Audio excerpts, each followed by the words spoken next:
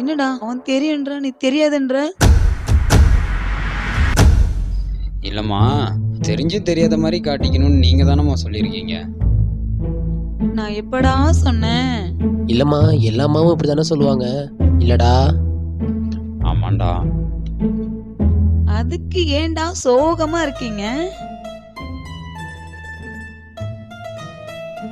அட ஏன்டா நீங்க?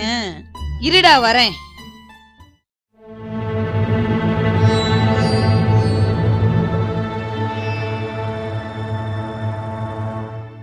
இந்த சாமி சக்கரை.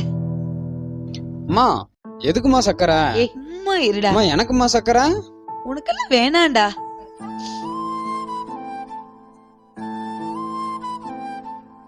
அம்மா, இது வரைக்கும் நான் உன்னை இவ்வளவு சந்தோஷமா பார்த்ததே இல்லம்மா.